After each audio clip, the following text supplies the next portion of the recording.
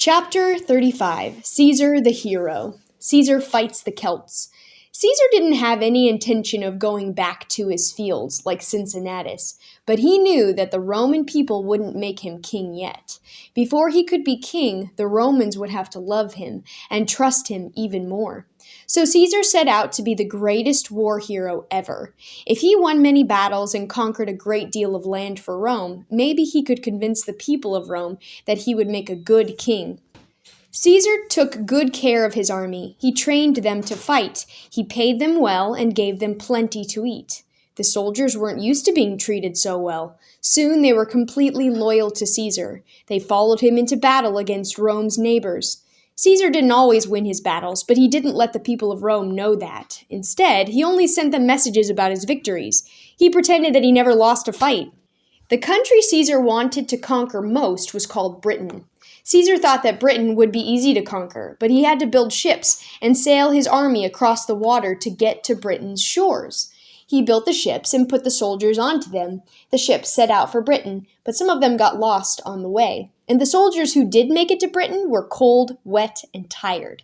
They were sick of the ocean and ready to get back to dry land. "Look!" one of them shouted at last. "Land!"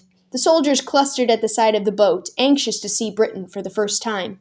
They saw a misty green island with an army waiting for them on its shore. The people who lived in Britain were called Celts. They were tall, muscular, warlike men. They were so proud of their height and strength that they went into battle naked. They wore only metal collars and tall metal helmets that made them look even bigger. They carried heavy iron swords and wooden clubs, and they painted their bodies blue all over because they thought that the blue lines would magically protect them from swords and arrows. The Romans stared up at these huge, painted warriors. They began to murmur among themselves, "We can never beat them. They are too big and fierce." When the boy who held Caesar's flag heard the soldiers murmuring, he jumped out of his ship into the shallow water near the beach. He started to wade ashore, holding the flag high. The other soldiers didn't want to see Caesar's flag captured, so they leaped in after him. The Celts attacked. They fought there, ankle-deep in the water for hours. Finally, the Celts retreated. The Romans landed triumphantly on the beaches of Britain. But the Romans only stayed in Britain 3 weeks. A huge storm wrecked many of the Roman ships. More Roman soldiers were ambushed and defeated. Finally, Caesar decided to leave Britain and come back with a bigger army. He came back a year later with more soldiers. This time he was able to stay in Britain longer. He forced some of the Celts to pay money to the Roman army as tribute. But the other British tribes remained free of Roman control.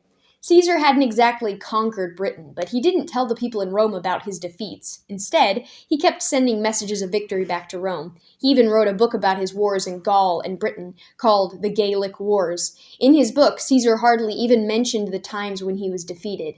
He only talked about his successes.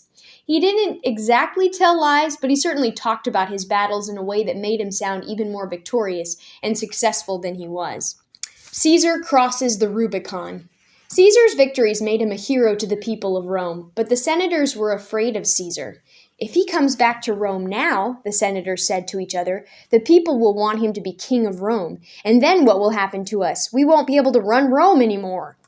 2 of the senators decided that they would try to make one of the other consuls, Pompey, turn against Caesar. This was hard to do because Pompey had married Caesar's daughter, but Pompey was jealous of Caesar. He knew that Caesar was much more popular than he was. So Pompey agreed to listen to the senators. "Listen," they said to him, "tell the people of Rome that Caesar is a traitor. Tell them he isn't loyal to Rome. Take away Caesar's position of consul before he gets back to Rome. Then you will be the strongest man in the whole city."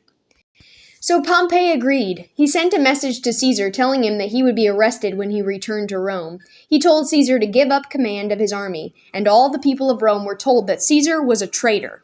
Far away in Britain, Caesar got the bad news. His own city was calling him a criminal and a traitor, and the Senate wanted to arrest him and put him on trial. What should he do? Caesar knew that the Senate didn't like him, but he was convinced that the Roman people still thought of him as a great hero. So he took his army and marched back towards Rome.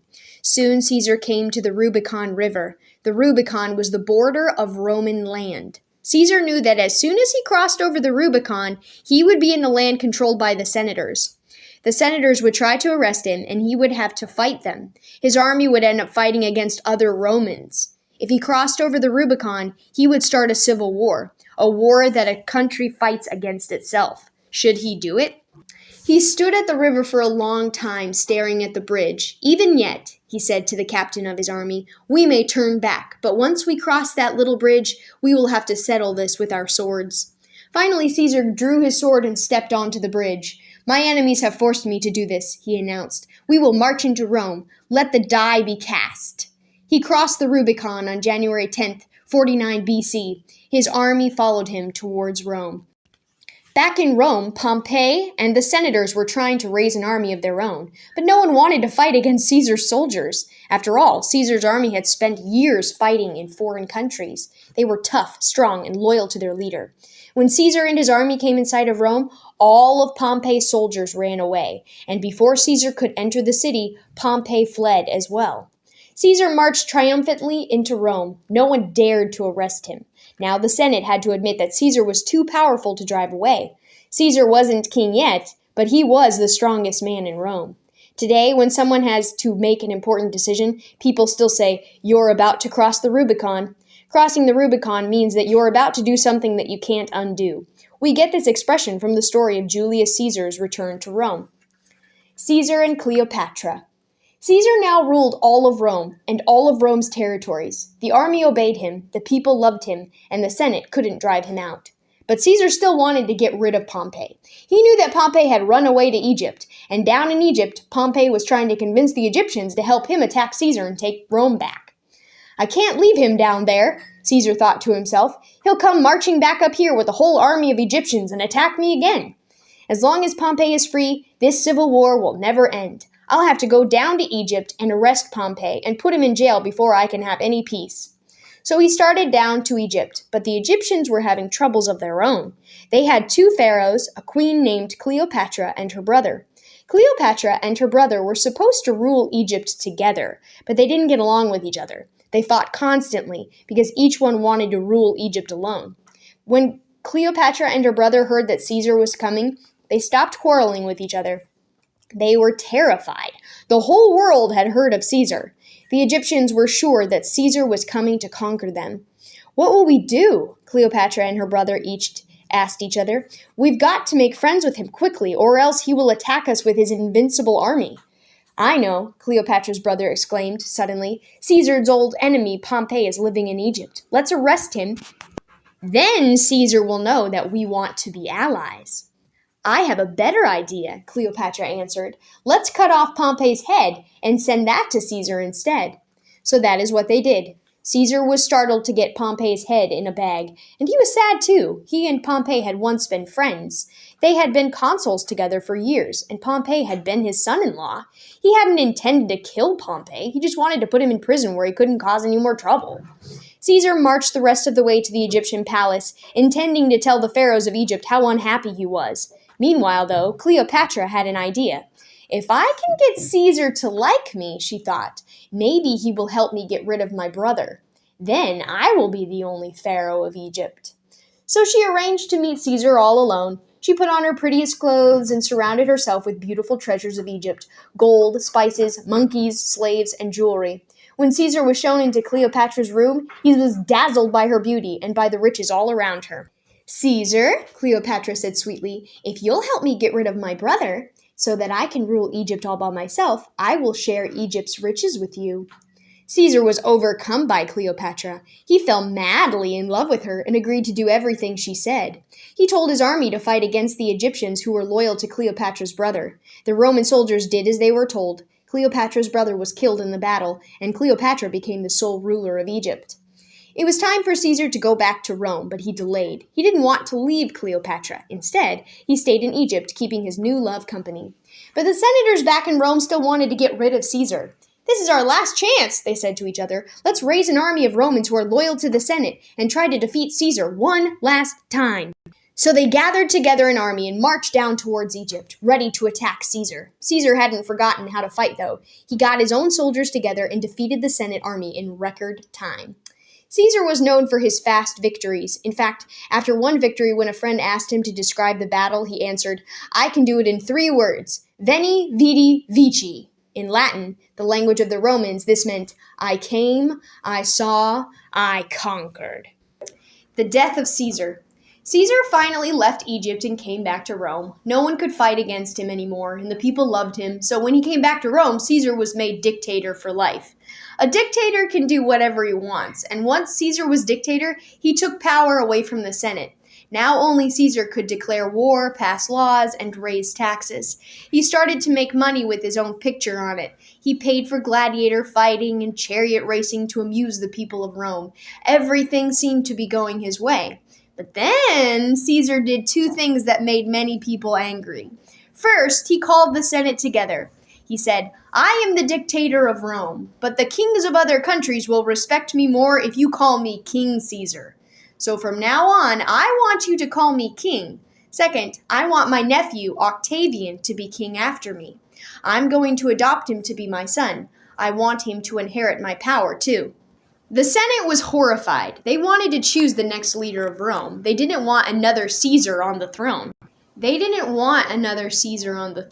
didn't want kings of Rome to keep on passing their power on to their sons. "We have got to get rid of Caesar once and for all," said one senator named Brutus.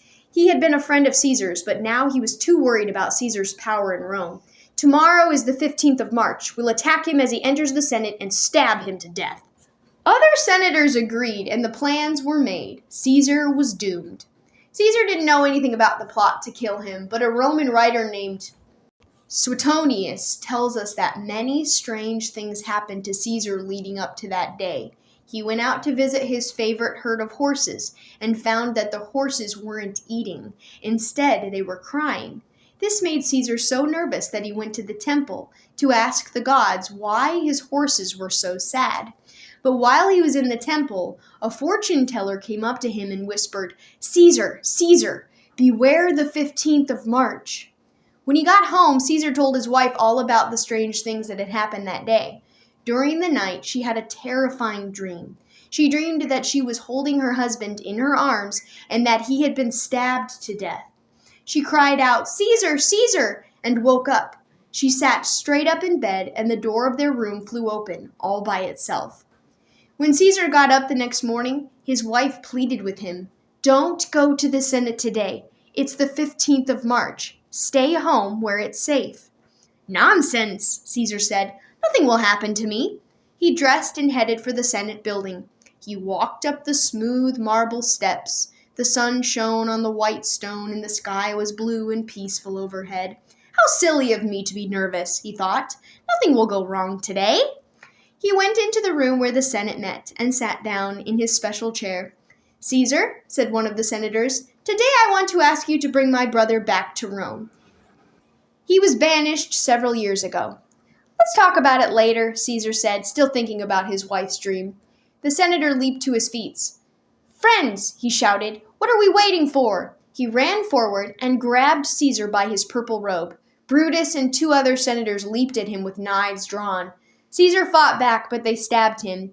He staggered and fell down at the feet of a statue of Pompey. When he looked up, he could hardly believe that his old friend Brutus had helped plot against him. "Et tu, Brute!" he gasped in Latin. This meant, "You too, Brutus?" And then Caesar died. There on the marble floor of the Senate building, his slaves came and carried his body home. Caesar, the greatest Roman, had been killed by his own friends and countrymen.